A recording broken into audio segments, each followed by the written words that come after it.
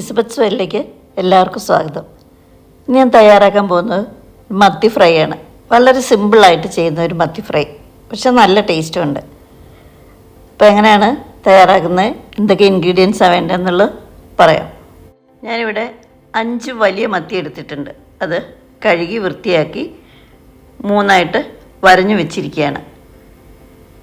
ഇനി ഇതിലേക്ക് 1.5 table spoon Kashmiri chilli powder, 1/2 teaspoon കുരുമുളക് പൊടി, 1 ടേബിൾ സ്പൂൺ വിനീഗർ നിർബന്ധമാണ് കേട്ടോ.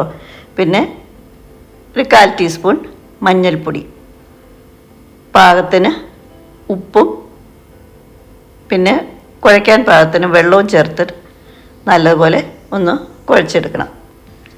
ഉപ്പിടുമ്പോൾ ഈ മസാലയ്ക്ക് നല്ലതുപോലെ കൂടാൻ പാകത്തിന് ഉപ്പ് വേണം. അപ്പോൾ പാകത്തിന് വെള്ളം ചേർത്തങ്ങ് കുഴയ്ക്കുക. ഒത്തിരി ലൂസാവണ്ട, എന്നാൽ ഒരു പാകമുണ്ടല്ലോ, ആ ഒരു കണക്കിന് നമ്മൾ വെള്ളം ഒഴിച്ച് നല്ലതുപോലെ ഒന്ന് കുഴച്ചെടുക്കുക. ഇനി മസാല ആ മീനിലേക്ക് നല്ലതുപോലെ ഒന്ന് തേച്ച് പിടിപ്പിക്കണം. അതിനുശേഷം ഒരു അരമണിക്കൂർ നമ്മൾ പുറത്ത് വയ്ക്കുക. അത് കഴിഞ്ഞാണ് ഇത് വറക്കേണ്ടത്. അപ്പോൾ അരമണിക്കൂർ ആകുമ്പോഴത്തേക്കും പാകത്തിന് ഉപ്പും മുളകും എല്ലാം ആ മീനിലേക്ക് പിടിച്ചോളൂ. വെളുത്തുള്ളി, ഇഞ്ചി ഇതൊന്നും നമ്മൾ അരച്ച് ചേർക്കുന്നില്ല. അതൊക്കെ ചേർത്ത് കഴിഞ്ഞാൽ നമ്മുടെ മത്തിയുടെ ഒറിജിനൽ ടേസ്റ്റ് പോവുള്ളൂ. അത് തന്നെയല്ല, പിന്നെ കരിഞ്ഞു പിടിക്കും അതൊക്കെ. അപ്പോൾ അതൊന്നും വേണ്ട, നമ്മളിങ്ങനെ സിമ്പിളായിട്ട് വറക്കുവാണ് എപ്പോഴും മത്തിക്ക് ടേസ്റ്റ്. ഇപ്പോൾ മത്തി തിരുമ്മി വെച്ചിട്ട് അരമണിക്കൂർ കഴിഞ്ഞു. ഇനി ഇത് വറക്കാം.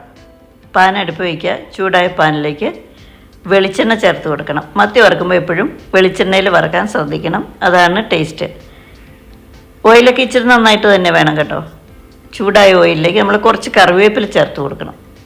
കറിവേപ്പില ഇട്ടൊന്ന് ചൂടായി കഴിയുമ്പോൾ നമ്മളതിലേക്ക് ഓരോ മത്തിയായിട്ട് ഇട്ട് കൊടുക്കാം.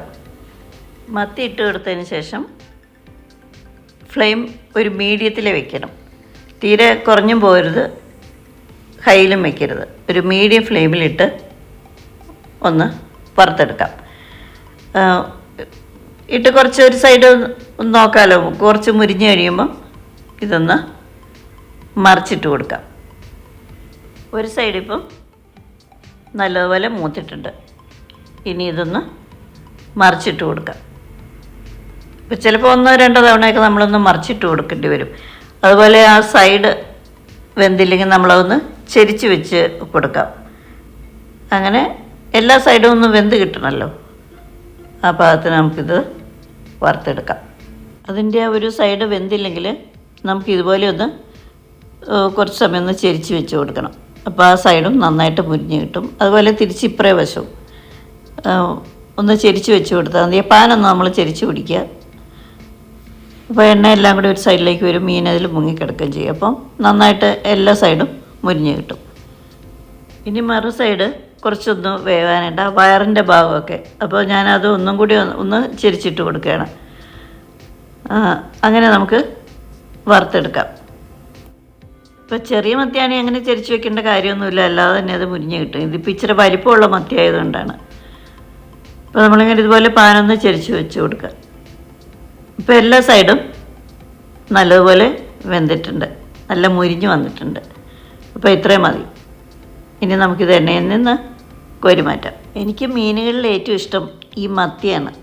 മത്തി എന്ത് ചെയ്താലും നല്ല ടേസ്റ്റാണ്. മത്തി പൊള്ളിക്കാം, ഫ്രൈ ചെയ്യാം, കറി വയ്ക്കാം, എന്ത് ചെയ്താലും നല്ല ടേസ്റ്റാണ്. പിന്നെ വറക്കുമ്പോഴൊക്കെ പാകത്തിന് ഉപ്പുമൊക്കെ വേണം, എന്നാലാണ് അതിന് ടേസ്റ്റ് വരുള്ളൂ. അങ്ങനെ സൂപ്പർ ടേസ്റ്റിലുള്ള മത്തി ഫ്രൈ ഇവിടെ റെഡി ആയി കഴിഞ്ഞു. അപ്പോൾ ഇത് വളരെ സിമ്പിളാണ്, പക്ഷേ നല്ല ടേസ്റ്റുമാണ്. അപ്പോൾ തീർച്ചയായിട്ടും നിങ്ങളിതൊന്ന് ട്രൈ ചെയ്ത് നോക്കണം. ഇന്നത്തെ വീഡിയോ എല്ലാവർക്കും ഇഷ്ടമായി ഞാൻ വിചാരിക്കുന്നു. അപ്പോൾ എല്ലാവരും എൻ്റെ ചാനൽ കാണണം, സപ്പോർട്ട് ചെയ്യണം. പുതിയ വീഡിയോയുമായി വീണ്ടും കാണാം.